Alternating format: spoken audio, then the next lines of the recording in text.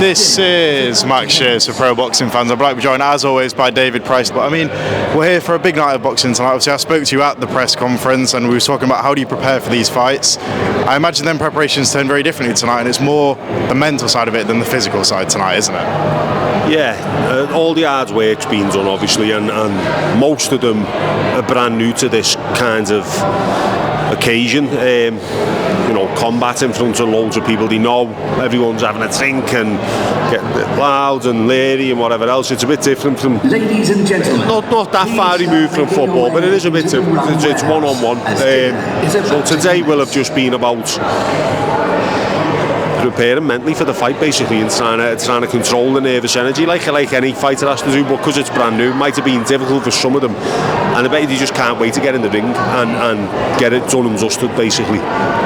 I spoke to Adam Hamill earlier. He's the only fighter tonight that I've had a chance to speak to, and I was really surprised by his mentality. He said, I just want to get in there, and he said there's no nerves because it's almost like the training's done now, get it done. He seemed very content. I mean, when you speak to these guys, are you almost surprised by how confident these guys are? Yeah and no. Obviously, on the one hand, it's the first time doing it, but on the other hand, it's not the job. It doesn't matter if they lose. It's only pride on the line. It's not like they're a pro fighter, and if they lose, they're not going to be able to get another fight to provide for the family and all that type of thing. So there's a lot less pressure than an actual fighter, and it just depends what the personality themselves is like. A lot of people are proud and don't want to save face. My mate Bradley Hoare, who's fighting, he's like kind of top of the bill, if you will. He's sold loads of tickets. There's pressure on him, and he really wants to win, and that's why he's put the work in like he has. Obviously, it's a very big weekend for just sport in general in Liverpool, and I mean, this whole show is obviously a great message and a great cause behind it. It must be perfect to kick off such a big week of sport with something like this tonight. Yeah, it's great. It's a shame Callum Smith's not being able to fight tomorrow, but the show still goes on, which is good for the local fighters. All right, Johnny, all the local fighters, and your Ben Whitakers, the fighters coming through. That's great. It's got to carry on. Can't just be about one person, obviously. And then Sunday there's the derby, which is probably going to be the most important one of recent times, because we're both in similar positions. Whoever wins will probably go on to finish above the other. So big weekends, yeah.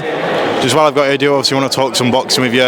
One of your past opponents, Derek Chisora, returned a couple of 2 weeks back now, and a lot of people expect him to run through Deontay Wilder. I mean, first of all, did you expect that to happen? Also, were you surprised by Deontay Wilder on the night? Probably, because I thought he was damaged goods, Deontay Wilder, and his durability and his toughness and his constitution, unbelievable. Talking about a man who's been a heavyweight champion for a long time, and probably got a lot of money in the bank, but you start questioning whether the hunger might still be there. Definitely still be there. So got to give him a lot of credit, because that was an absolute war of a fight. Brilliant performance by Deontay Wilder. Yeah, I expected Derek to win late, but yeah, he took Derek's best shots, fired back with his own. Was great. He said he wants to test out Moses Itauma. I don't think I've spoke to you about the talent in Moses Itauma. Is that a good fight for him at all or not? What fight, sorry? Deontay Wilder said he wants to test out Moses Itauma, see what he's got. Yeah, why not? Of course. I mean, someone's got to, but not a great fight for Moses Itauma at this stage, because he's still got that power, and he's yet to be in trouble in a fight. Moses Itauma, I'd wait for that, but Deontay Wilder, credit to him, because he wants the name that everyone wants to avoid, basically, and yeah, he's got to take your hat off to him. I think it's quite a unique opinion, that. So do you think Deontay Wilder could really cause Moses Itauma problems at this early stage of Moses' career? 100%. Look, Moses Itauma, as good as he is, he's a human being at the end of the day. Got caught a few times by his last opponent. Jermaine Franklin called him a few times, and no one's impenetrable, and every heavyweight can be knocked out. At one stage, I thought Joe Joyce looked indestructible, but it only takes the wrong opponent, and it's not about who you fight, it's about who you don't fight. I think Deontay Wilder is not the right fight for Moses Itauma, especially now. Why would you? Obviously, Tyson Fury's back in the sport. I mean, from the man you faced in the amateurs all them years ago to the man that beat Klitschko, the man that beat Wilder, and then this man that returned, where do you think Tyson stacks up and where he is at his career? And how much does he have left from the Tyson Fury of old? He's still got something left, obviously, and it was his first fight back in I don't know how long, so we've had a lot of time out the ring. He's definitely got something left in the tank, but it's him and Joshua's the fight, isn't it, obviously, and they're both in the same boat, as in they're both past the best, but it doesn't mean they're not good anymore. They're still top operators, but they're not quite as good as they were a few years ago, but it doesn't mean they still shouldn't fight. If the hunger's there, the desire's there, and the people want to watch it, which they do the fight, and that's where it's got to be. It's got to be him and Joshua, and then he'll just keep fighting until he can't fight. I don't think it's like Derek Chisora. What else are they going to do?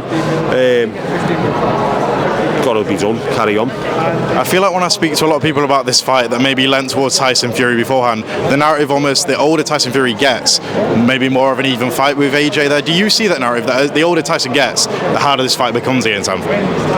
No, because Anthony Joshua's getting older as well, and he doesn't look as good as he once did, so it depends who's digressed more than the other, and I think Joshua has, because he's been knocked out by Daniel Dubois. That takes more out here than Tyson Fury losing on points to Alexander Usyk in a really close fight. I think Joshua was a little bit more damaged, but that being said, that kind of thing doesn't really affect Anthony Joshua because he's strong up there.